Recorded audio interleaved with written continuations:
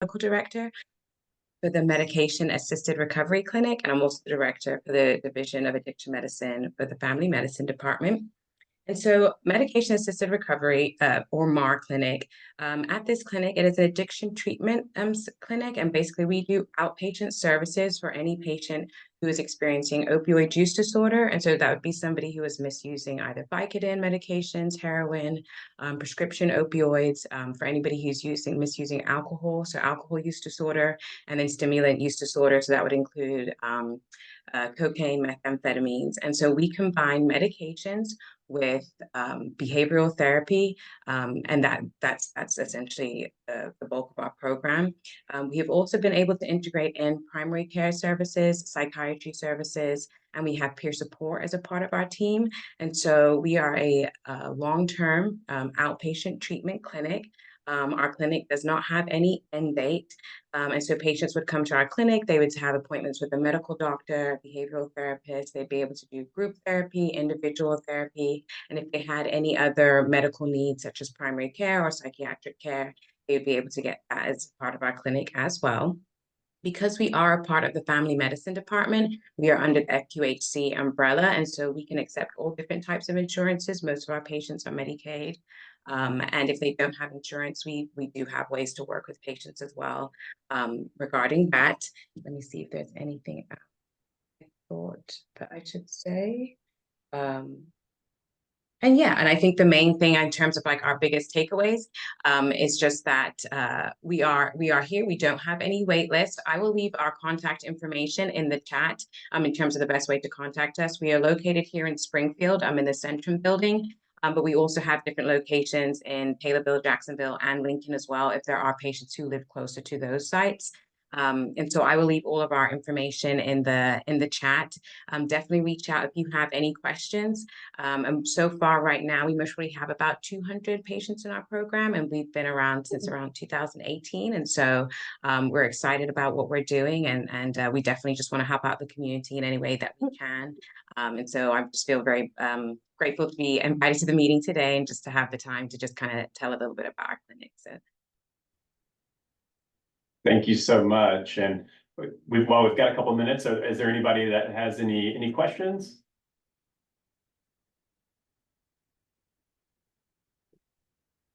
Okay, well, the contact information will be there in the chat.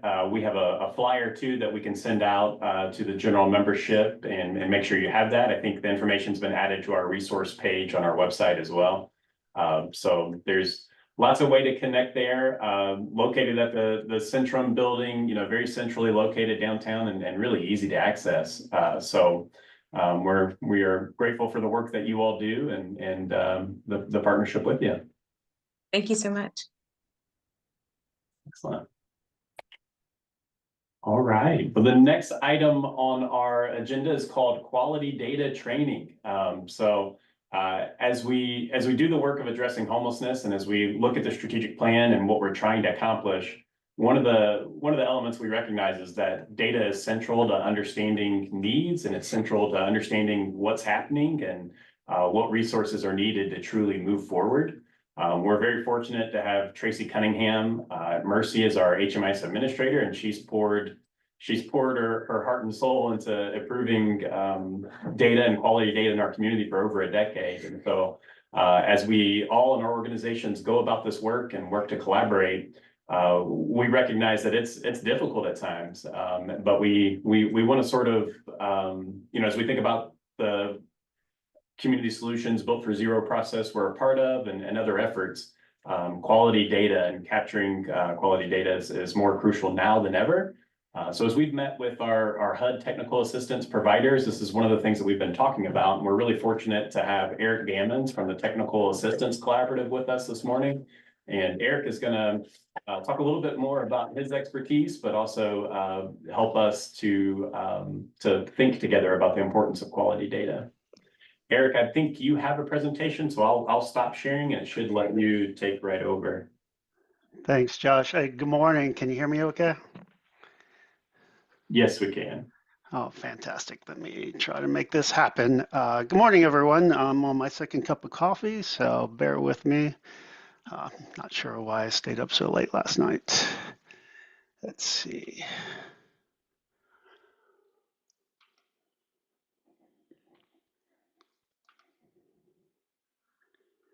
Is that something you can see?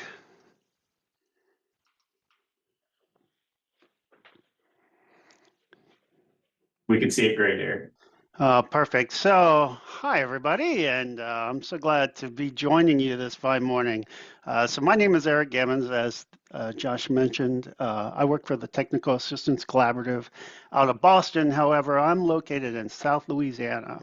I am their HMIS or data subject matter expert, and just a brief history. I've been a case manager in the past. I've operated programs like transitional housing, emergency shelter, permanent supportive housing, rapid housing, homeless prevention, soup kitchens or diners, you name it. I was part of it or worked in it. I was also the HCoC chair for about 13 years down in my community, and also the HMIS lead for about 10 years. Last 5 years, I've been the technical assistance SME for TAC, as I mentioned, and I'm also on the national data team for HUD, and currently working on the data quality standards for HUD moving forward. So they have a strategy for data quality, and we've been working on that the last 3 months or so. So today I was asked to come by Masita, your TA point of contact, and by the HCoC to just talk about the importance of data quality in your system. So, Josh, I just wanted to ask, what's my time window again? Is it 20 minutes? Did he leave me already? All right, I'm going to assume that I have 20 to 30 All right, Eric. minutes. Josh stepped out for a second. I think 20 minutes, but when he comes back, Okay. I'll clarify. All right, I appreciate it. I'll get moving then. So just a quick agenda review. Again, just did the introductions, talk about why data matters, do a brief overview of data quality. I'm going to give you a couple of examples of why data is so important, especially when it comes to reporting and performance. And then I'll leave a little bit of time for questions, of course. So why does data matter? Of course, it tells your story, right? It tells the story of the community. It tells the story of homeless folks in your community and how they're making it into housing, like what pathways they're taking, how long it's taking, who they're engaging with, the resources you're providing to them, the services you're providing to them. So really, it doesn't tell the whole story, but it does tell a story that is combined with other stories about these folks that are living outside in your community or around your community. Of course, data matters for reporting, especially if you're for your funding sources that are helping you with the resources that you need to get these folks into housing. Helps your HCoC and your communities, your government entities with making decisions about how they're going to allocate funding, what their priorities are going to be, what is needed for the future, your system planning, all those pieces. And again, on the individual basis, it really helps in prioritizing and assessing individuals for what's the best form of housing for them and what pathway makes the most sense. So of course, data is important on all levels. And number one, I have at the top is staff performance. I know that seems kind of strange, but in reality, you can be the best case manager in the world, best housing navigator in the world. But if you're not collecting accurate, high quality data on the services you're providing, you're really not telling your story of how good you are. Yes, you may be getting people housed quickly, but if it's not indicated in HMIS, then when those reports rise up to the HCoC level or agency level or even project level, it's not going to reflect all the work you did as a case manager, as a navigator to get those folks housed. And so really, I look at that as the most important piece. Yes, it's telling the story of the participant, but what it's really telling is a story of how awesome of a case manager of a worker you are to your boss, to your director, to the HCoC, all the way up to the state and to HUD or any federal funding source. So other data uses, of course, we use data, generally COCs use data to rank and review projects, to make funding allocation decisions, as I mentioned before. We also use data, and HUD uses data for system monitoring. When they go in and look at the COC system or look at a project and monitor it, they're going to want to see the data that reflects the work you've been doing. Of course, with reporting, there's a lot of system-wide reporting going on and project-level reporting. Just a few are the COC APR, system performance measures, the LSA, or longitudinal system analysis, the point in time. I mean, I could go on and go on. With the reports that are pulled from HMIS. In addition, again, as I mentioned, HMIS data can be used for the coordinated entry system and for putting people on a by name list. It's not ideal for establishing acuity or establishing vulnerability, but certainly it can play a role in it. So who's responsible for collecting data and making sure data quality is at a high level? Well, it's basically everybody. Now, people experiencing homelessness, they're not responsible, right? So they're the folks being reported on, but they certainly play a role in it. Of course, the folks entering data into the system play a major role in data quality, but also HMIS lead staff, as mentioned before, constantly reviewing data, making sure it accurately reflects what's going on in your community. And then the continuum of care leadership. The COC is ultimately responsible for what happens in the HMIS system. So they should be looking at data quality on an ongoing basis too, and making sure it reflects what's happening in the community and the COC. So let's look at data quality. So basically, data quality refers to the reliability and comprehensiveness of the data that's being entered into HMIS. If you have sufficient data in your system and it's accurate, timely, complete, it's going to tell a story of both the folks you're serving and the services you're providing. So what is data quality? How did we define it? Well, generally, HUD breaks it down into 4 areas: timeliness, completeness, accuracy, and consistency. So we're going to focus today on timeliness, completeness, and accuracy. Consistency is important, but generally it's an HMIS lead responsibility, making sure folks are doing things the same way across the COC, and not necessarily at a program or even a case manager level. You're trained to be consistent. So if the training's consistent, you'll be consistent. So we'll look at the other 3 in a little more detail. The first one on the board is timeliness. So what is timeliness? Well, HUD's definition is the degree which the data is collected and available when it is needed. So that's real specific, but what it actually is how long between the time you engage with a participant and collect information about them, how long between that point and when you enter the data into the system. Now that seems pretty obscure. Why is that important, right? Well, it can be very important because the longer that delay is between when you collect the data and when you enter in the system, the less accurate it becomes, the less complete it becomes, and of course, the less useful it is for the community as a whole, because basically it's old information, right?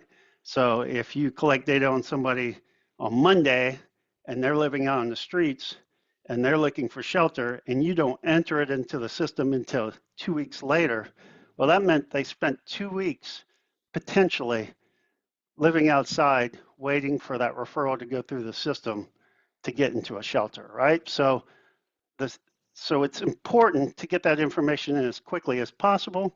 So what does quickly mean, or how do I measure if I'm actually being timely or not?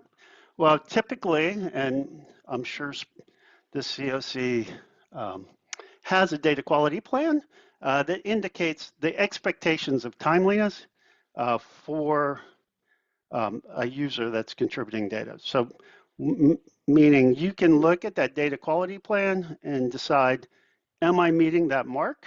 Am I meeting expectations of the COC as far as timeliness goes? HUD doesn't have an expectation. HUD expects the COC to establish timeliness, or what can be considered good timeliness.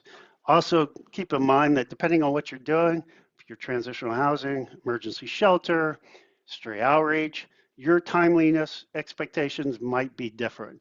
So it's important to know, specifically depending on your project type or your component, what your timeliness expectations are from the COC.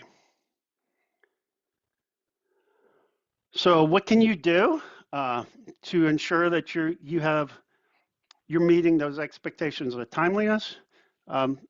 Understand that HMIS data entry is not something else. It's part of your job. If you're a case manager and you're doing client data entry, that is a part of your job. It's not the additional thing besides you helping folks get off the streets. So it should be incorporated into your workflow, into your work plan. You should set time aside, at least daily. I think daily is good, maybe every other day. There should be time in your schedule that's just for data entry and data quality review. It shouldn't be you trying to do data quality as fast as you can because you have all these other things to do. It should be one of those other things. It's part of your job. And this is just an example. Client engagement is part of your job. Of course, you have training, staffing, admin responsibilities. And then you have data entry, right?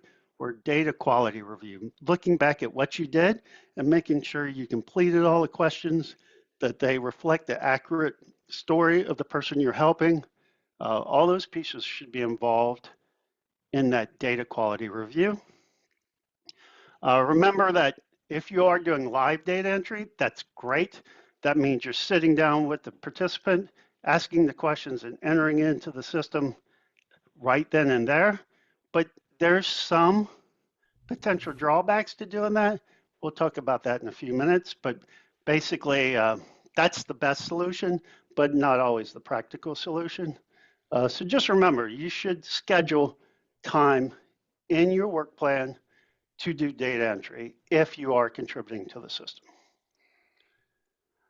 So another part of data quality is completeness. I think this is the one we all sort of know about.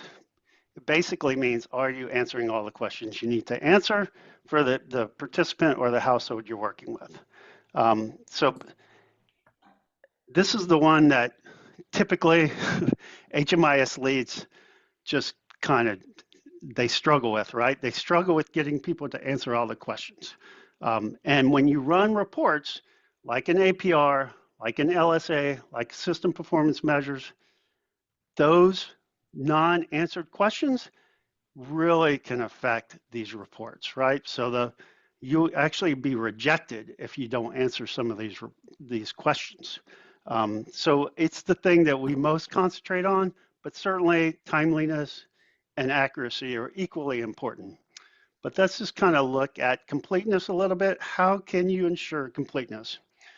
Well, the best way is engagement techniques, because oftentimes what happens, as you probably know, is you'll engage with a participant, you'll ask questions, and they will not know the answer to the question, right? They'll struggle with the answer, and so you just skip that question, which is great, but you have to remember to go back to the question. Also, don't assume that any of the answers are going to be what you expect, right? So it's the participant that's self-reporting. So don't guess. Help the participant guess if they don't know the answer. You can rephrase the question.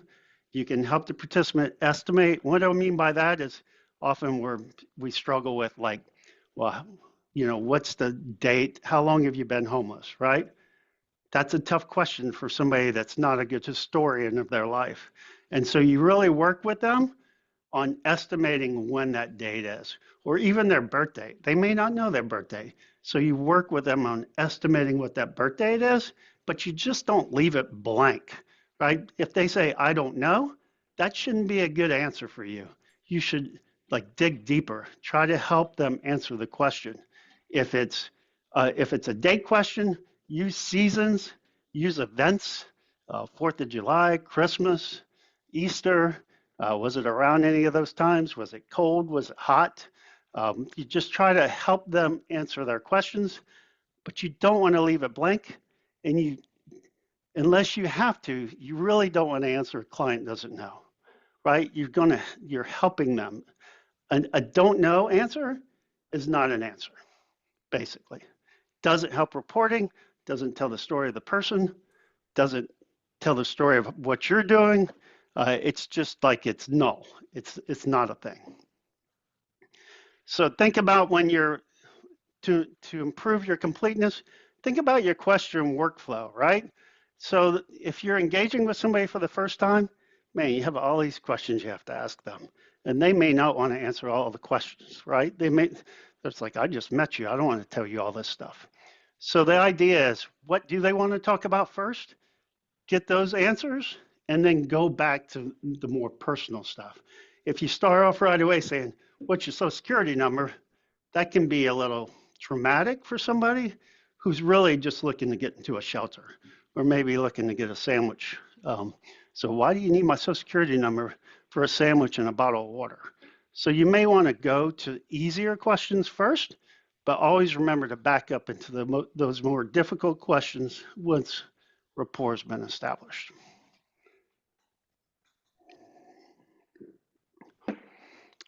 Another way to ensure completeness is to know what the expectations are of your project type or component. What do I mean by that? Well, if you're street outreach, there's a certain set of questions you're required to answer. If you're an emergency shelter, there may be additional questions that you're required to answer. If you're a permanent supportive housing project, there's a ton of questions you have to ask, right? But you don't want to ask questions that you don't need to ask depending on what activity or what project you're operating. So the more questions you have to ask, the more likely is you're not going to complete all the questions. The participant might get tired, they might get frustrated with all the questions. So really you want to minimize the question set that you're applying to whatever project you're operating. Your HMIS lead knows what that question set is. The actual software itself may have every question in it of all the HUD types, all the project types, but you only have to ask a certain number of those questions. So find out what they are and just ask those, like minimize the effect of asking questions on the folks you're serving. Also, remember that engagement's an important time to collect information on the folks you're serving, but HUD requires you to do some additional data collection. And that data collection can include annual assessments for projects where you're working with the individual past a year. It can also include like events. So say the person moved into housing. There's a data element that you need to complete called move-in date, right? So you have to be aware of those things. Did their income change? Did it go up? Did it go down? That's something that you need to indicate in the system and when it happened. Also, household changes. Did a kid rejoin the household that wasn't part of the household originally? Just be aware of those events, indicate them in the HMIS system, and just also one of the most important things, especially when it comes to performance, when that household leaves the project, that destination, right? That where did they end up when they left my project is so important. So HUD loves looking at a couple things: where folks came from, how long were they homeless in the system, and where did they end up when they left your COC system of care. That destination should be like a big focal point on, I need to know exactly where that person went and indicate it in my exit. A lot of times it's just easy to go, I don't know what happened to them. Well, guess what? That's reflective on your work You may have spent hours and hours and hours trying to get this person housed, but then they disappeared, and it looks like you really were not effective in working with the individual. But if you can dig, find out, talk to other folks, look in HMIS, if it's a shared system, if that person ended up in housing, you need to reflect that on your exit, on your destination, because it's important for not only you as a case manager, as a director, as a supervisor, as a HCoC lead, and even all the way up to HUD and the federal funding sources. Like they want to see that the money they're putting toward helping these folks is actually helping them getting to housing. So another part of data quality is accuracy. This one's a little tricky, right? So it's how accurate is the data you're putting in the system about a participant or a household? How accurate is that data? Does it actually reflect the real world client, what's actually going on with the person, with the household? Accuracy is hard to check on, right? HMIS leads, they can check on completeness. They know if you answered a question or not, but it's harder for them to know if what you answered it actually reflects what's going on or the person that's being helped. So it's important for you, if you're somebody that's doing data entry, to do your best to ensure accuracy of those answers of the questions you're asking. Sometimes you can check on accuracy. Some examples of that is like birthday. Well, if you're working with adults and you put the wrong birth date in and it's showing that they're 1 year old, you're pretty sure that's not an accurate answer. You can make the adjustments. Same go with disability. You know, there's those cross checks. Do you have a disability? And then it asks the list of disabilities. Same with income. If somebody is a child and you indicate they're a veteran, that's probably an inaccurate answer. Non-cash benefits. An example of that would be, let's say somebody indicates they have SSI. Well, normally that's going to come with Medicaid, right? Or if they have Medicaid, then what component allowed them to get Medicaid? Is it SSI? Is it TANF? What's going on with that? So there's some cross checks you can do, but really the best way to ensure accuracy is utilizing effective engagement techniques. And I just listed a few here. Reflective listening, that's an important one, right? You're asking questions. This person wants to go into a shelter. They're not worried about answering your questions, so they're just going to just answer whatever they want. So you do reflective listening. What I heard you say was this, and then they may come back and go, oh, no, that's not right, and actually tell you the correct answer. Open-ended questions, you know, you don't want to ask yes and no questions. You want to dig a little bit deeper because, again, they may just answer yes or no, or they may misinterpret what your question is. So you ask open-ended questions, let them tell you a little story. Remember, keep things trauma-informed. Most folks living outside have suffered some form of trauma, so you don't want to re-traumatize them by digging in too deep. Only collect the things you need. Shared reality is important with folks, especially experiencing some mental health situations going on with them. Establish what's real and what's not. You share reality between you two, and make sure you're always ensuring safety. Somebody that doesn't feel safe is not necessarily going to provide you with accurate answers. So all of these pieces really can be provided through trainings, either through your HCoC. I don't know what's available in your community, but certainly you should be, especially if you're engaging with folks living outside, you should be participating in some forms of training around engagement techniques. Remember, it's not a race. I know you have a lot of things to do when you're collecting data and interviewing folks, but plan enough time, right? So the person you're helping doesn't necessarily have a time clock. They have a day clock. Like what's going on today is really all that matters to them.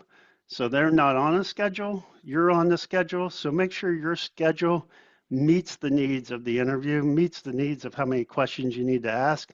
The more you rush, the more inaccurate it's going to be. You're just going to blow through, make assumptions about answers. So plan plenty of time, and that way it gives you time to go back and reflect on those answers. It's like, hey, I heard you say this. Is that what you meant to say? If conducting live data entry, again, review those answers with the participant. You can ask all the questions and then go back and say, okay, this is what you told me. This is what I heard, and make sure that you're, Okay, sorry. oh, am I running out of time? Nope, you were doing great, Eric. Everybody, Okay. please do mute yourself. Thank you. Okay. And then of course, always consider participant of the household's specific needs, gender, race, age when engaging them. They may feel more comfortable with somebody else, or they may feel more comfortable with a different way to ask the question. The questions, I've always said this, can be arranged any way you want or be asked any way you want. You're not set on how you ask the question. You're set on the answers, right? You can only pick a certain list of answers that HUD provides. They call them responses. But the way you ask the question can be adjusted to the population you're serving. So it's important to remember that.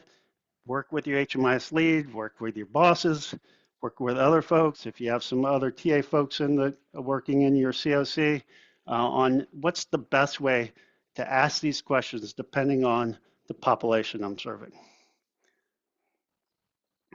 So why does all this matter? Well, hopefully most of y'all like cookies. Just kind of give you a cookie example. So with timeliness, of course, if you overbake the cookie, it's not going to be good, right? It's going to be dry, it's going to be crumbly, it's not going to have a great flavor. Completeness, if you forget some of the ingredients, well, then it might be too sweet, or it might be too dry. Maybe you forgot to put eggs in it, and so it's going to be doughy on the inside. Accuracy, if you don't follow the instructions correctly, you might put too much of one ingredient in, which may cause the cookie to become tough and hard. Or with consistency, and we really didn't cover that, but with consistency, it's really about making sure that everything is done the same way across your COC so that the answers are consistent and you can use them to report out the effectiveness of your services. So I'm going to take one example, or I'll take a few, but this is my primary example. This is the one I love to focus on. Something just, it doesn't seem to have a whole lot of meaning, right? Date of birth, why am I collecting that? Why do I need this person's date of birth? But it's incredibly important, and it's important for reasons you might not think about. So it establishes age, and the way HUD looks at things is they compartmentalize the folks you serve into adults only, adults with children, and children only. So almost every one of their reports starts with that first division of groups. Adults only, adults with children, children only. Well, guess what you cannot determine? Guess which data element you need to determine those breakdowns. You need age. You need to know if they're a child or not. Are they a child? Are they an adult? So if you think about the reports that date of birth can affect, it's almost all of them. And I've listed the majority of them here. So if you spent hours and hours and hours working with a household, but you didn't collect their date of birth, when that information goes into these reports, that household is going to be left off. It's going to be put on the side. And it's going to be, we don't know, because we don't know if this is an adult only, adult with child, or a child only. So it's not even going to be a part of the performance. HUD's going to look at that and say, that data is not usable on that household. So just that simple thing of establishing date of birth can affect so many other things. That's why data quality is so important. So here you can see it's like one of the things, the point in time count. Like we're counting folks with households with at least one adult and one child, but we're also breaking it down into these age groups, right? Because of the YHDP and other programs that serve youth. But if without the age, you don't know. Like you don't know, this person's not going to be, the household you're working with is not going to be included in any of these reports. And point in time is important, you know. I mean, the federal government allocates money based primarily on point in time. Like they look at how many homeless folks you have and say, okay, we think you need this amount of money. Well, if you're excluding people from your point in time just because you didn't collect their age or their date of birth, I mean, that's incredibly important. So here's an example. Again, I'm sticking with the date of birth piece, right? This is part of the Stella P. I don't know if you've ever heard of it, but if you have, it's a reflection of your housing programs and your COC. And you can see, like this is straight from the HUD HDX 2.0 system. It's looking at average days homeless for your COC. Now, this is not your report, so I don't want to confuse you with that. This is some other COCs. But immediately you can tell HUD's breaking these populations down into these three groups of adult only, adult with child, and child only. Again, if you didn't collect that date of birth, the folks you worked with are not going to be in this report. So just a simple example of how one field, one question you ask can affect so many reports. That's why data quality is really important. So I threw this in here, prior living situation, because just recently HUD's implemented a new eligibility form when submitting a continuum of care APR. What does that mean? Well, HUD's looking at, hey, what did you indicate as the prior living situation? And does that make the person eligible for the project you're entering them into? And if it doesn't, then you're going to need to explain why they're eligible. In the past, the HUD field offices have just rejected the APR because of this. But again, this is a whole report, a whole project that's operating in your system for a year. The report to HUD gets rejected because you may have made a data quality error on the prior living situation, or you may have not updated it. So, I mean, I guess this is the point I'm trying to make is one tiny thing can affect so many big things, right? So it's important to set aside that time, make sure that your data quality is accurate, timely, and complete. I mentioned this already, so it talks about project exit and destination. So destination is incredibly important. If you look here, this is again a report not from your COC, but basically it's showing exits from the homeless system. And what this is reflecting is who went to permanent housing, and that's straight from that destination answer that I mentioned earlier.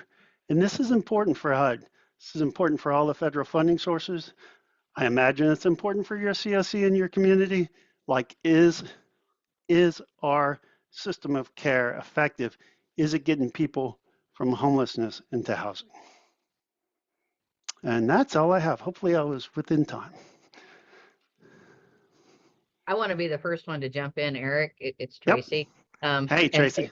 And say thank you, especially for pointing out, just pulling that one data element and showing people that how they get the emails from me when these reports are going on, and they now can see an outside person's view as to why I'm desperate for fixes and answers, or don't put it on the back burner at this point.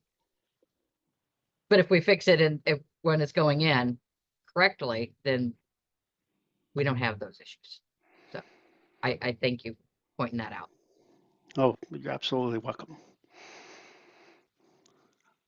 I don't know if anybody is interested in this PowerPoint slide deck, but I'll go ahead and PDF it and send it to Masita, and she can distribute it to you, Josh. That'd be great, Eric. We really appreciate this and appreciate you being with us this morning. All right, let me stop sharing. There's no more questions. I'm going to go ahead and jump off, okay? Thanks, Eric. All right, man. Thanks, Eric. Bye, y'all. Nice talking with everyone. Thank you, Eric. So you will be sending everybody an email of this? I think he'll get it to us, and we can distribute it when we send out the SIU information, the video, the recording, and all that type of stuff. So we'll make sure everybody has access to it. Okay, thank you, Josh. No problem. All right, y'all take care, y'all. Go ahead. All right, so next we are going to have the wonderful Jonna Lowe of the Corporation of Supportive Housing give a little talk about the work she's done here. She's hosted 4 wonderful events that have just been extremely educational. It's helped recenter a lot of our folks to best practices from around the country, around the state, and we're super stoked to have her here to give us a little talk. Hey, happy Thursday, everyone. Can you all hear me? We can hear you. Can you see Welcome, my Jonna. screen? We can. All right, fingers crossed for a happy IT day. So hello, everyone. Happy Thursday. My name is Jonna Lowe. I am a senior program manager with CSH, Corporation for Supportive Housing. And I just wanted to give a recap of some of the work, as Nick mentioned, that we did in the community. So for folks who don't know or aren't familiar with CSH, we're a national nonprofit consulting firm that works around ending homelessness, primarily through the supportive housing intervention. Although we do work in a couple different places. So we have 4 lines of business. My sort of realm is more in the training and education space. I do some policy and advocacy work with our Supportive Housing Provider Association, SHPA. I know we have Susan on the line today. And we can also do very specific consulting and sort of community focused goals in our work. So two of my colleagues and I were in Springfield with some of you all sort of for the first half of the year. We were having learning labs on a monthly basis. Our February one, we really focus on what we like to call those essentials of supportive housing. So we talked about housing first, trauma-informed care, harm reduction. The March meeting, we spent time really focusing on the supportive housing standards of quality, with a strong emphasis on tenants or support services within the standards of quality. You see the sort of 5 components that we list: tenant-centered, accessible, coordinated, integrated, and sustainable. Our April Learning Lab, we focused on housing stability, some of the things that Eric mentioned around assertive engagement, really making sure that you're having and keeping those relationships with the folks that you're working with, eviction prevention, and also the opportunity to sort of talk about thriving. When folks are stably housed, what are their goals beyond just, getting out of crisis? And then our final learning lab in May was really interactive. We talked about what it means to sort of create your elevator speech in that building relationships with landlords. We did some resource sharing from all of the participants to talk about the partners that they work with. We had some case studies where people sort of troubleshooted how to support folks in particular situations, and then focusing on what it means to sort of communicate and interact with that community outside of our sector, right? We all have had those moments where you're in the grocery store, you're somewhere, and someone asks you what you do, and you're trying to explain to the person who doesn't work in the sector the roles that you play in the community and the work and the folks you serve. So I want to definitely say high five to everyone who attended those learning labs. We had a really interactive, which to me as a trainer is really important and great to have that interaction and people really looking to incorporate what they're learning into their work and discuss some of that sort of intersection of the things that they do, the concepts that they're learning, and how they're going to move forward. So high five to everyone who attended, especially those folks who came to every session. Sometimes it's hard to stay in that groove of going to the thing every month, particularly because most of the folks that attended are those direct service staff, and we understand the importance of what it means to be on the ground and provide that direct service. So just some of the takeaways I wanted to share with you all today on the continuum level is we heard some things in the 4 months that we were there.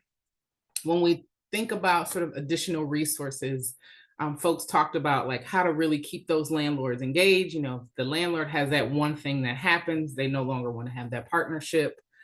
So, you know, the opportunity to grow mitigation funds for landlords.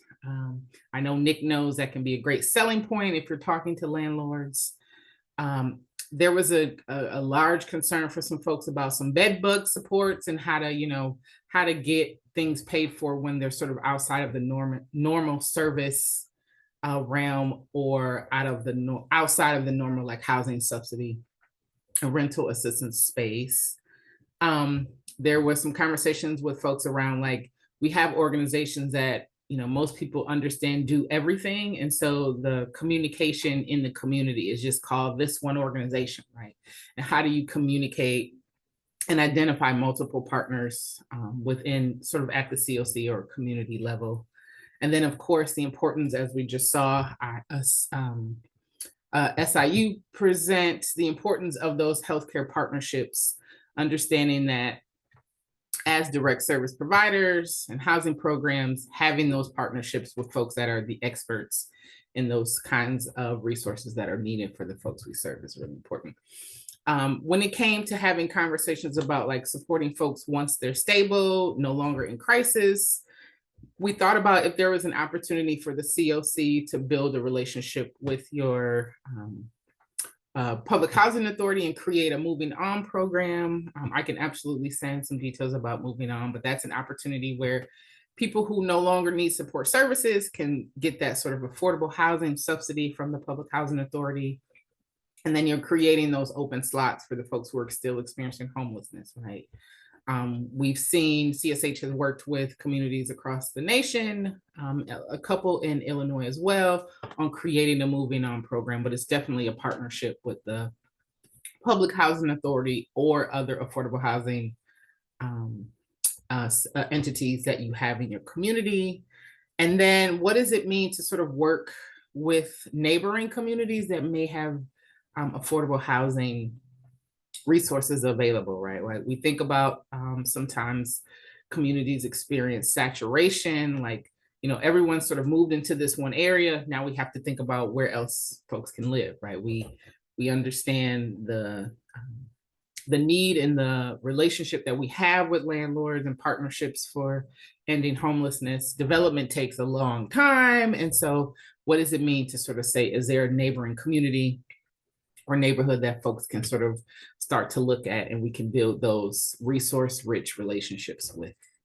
And then in the collaborative space, and I know you all are already doing this, but having system integration, having the folks that are within the COC and do the work really sit down and you know, build community outside of our sort of traditional, you know, Robert's Rules of Order meeting space, and sort of do some of that resource sharing. We saw that in that May training be a really great interactive conversation where folks were saying, these are the partners that I've worked with, these are the partners that I know of, and being able to sort of share as we want to have a sort of one community approach in ending homelessness and supporting folks.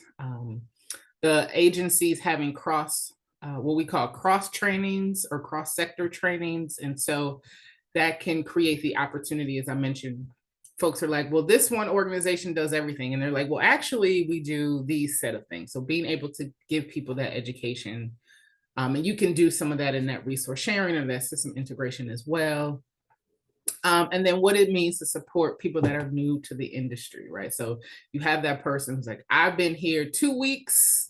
All this is relatively new to me. Are there opportunities for the COC to create sort of new staff or new stakeholder orientation so they're learning, you know, the importance of the COC, why reporting is important, who the partners are, how to process things, and who to reach out to if you have any questions. So we intended to sort of have this debrief with you all in June, but we know scheduling is very difficult for us and I wasn't available to do so, but we really had a great time and hope that folks can see CSH as a resource moving forward. So I wanted to just share, we do have a national training center That is an online platform.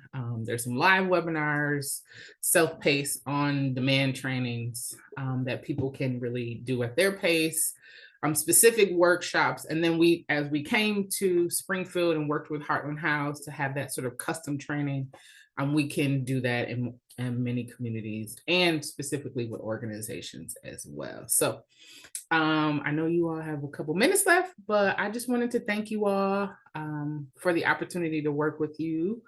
And, if you all want to reach out to CSH, here's the various ways you can do that. And yeah, we're just happy to stay in community. And I'll stop sharing. Thanks, Jonna. We appreciate you. And I'll drop my email in the chat if anyone wants to reach out. Perfect. We appreciate you and Jessica coming down to Springfield and providing those 4 training days for us. It was really great. Something that our housing providers had great feedback on. A lot of that was to launch our supportive housing task group. And we had our first meeting in June, which went really well. So we appreciate you again for doing that and being there for us. And then also just that supportive housing task group, we really wanted it to be a space where our housing providers could come and we could provide support and talk about, what trainings they need. Are there any concerns that they're having? Just kind of have that space for them. And it went really well. The next one's in August. We provide lunch. So if there are any of your staff that are housing providers that need to be included, please reach out to me and we can get them on there. So Thanks. awesome. Thank you. So. All right. Well, we know we're running up against the 10 o'clock hour. We're really grateful for the time and energy you all give to all the work and the shared work in the community. And so as we look at the rest of the agenda, we have agency updates, announcements, and public comments. And we are going to open the floor now for any and all of those. So if you have any announcements, agency updates, public comments, the floor is yours at this time.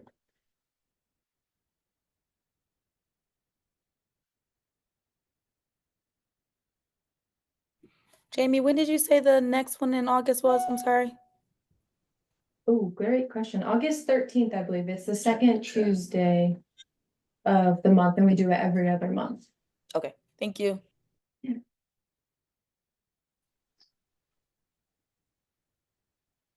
Penny's put some positions open in the chat, so check that out.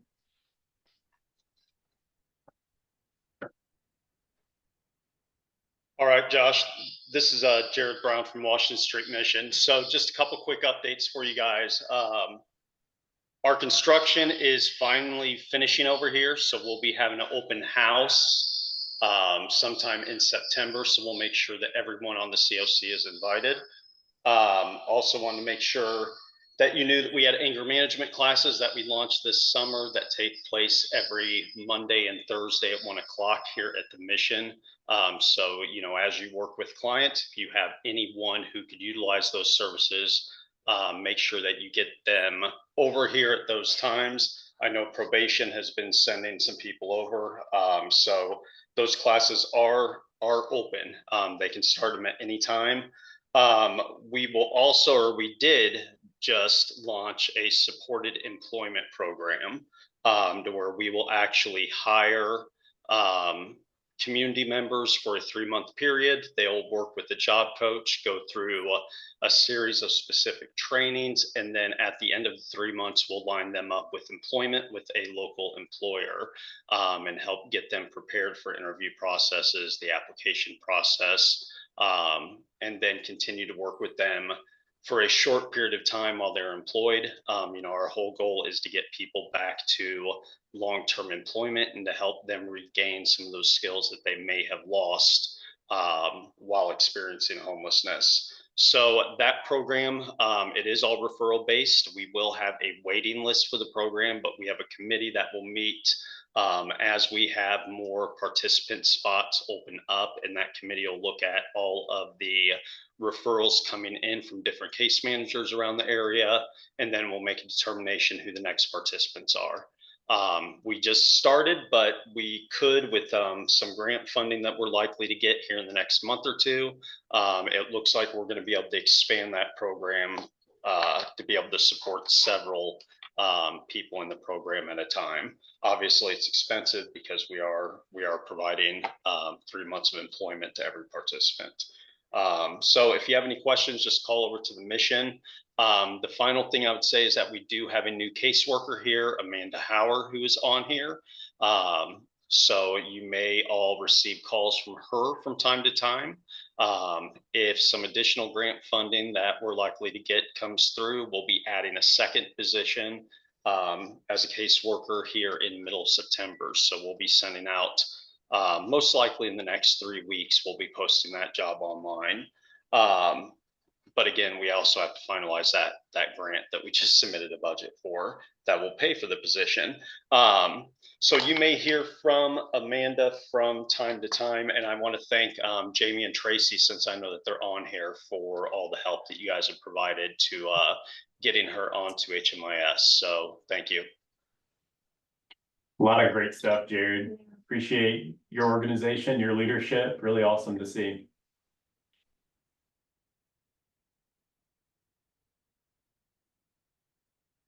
All right, we have hit 10:02, so we'll give one more opportunity, and we'd entertain a motion to adjourn.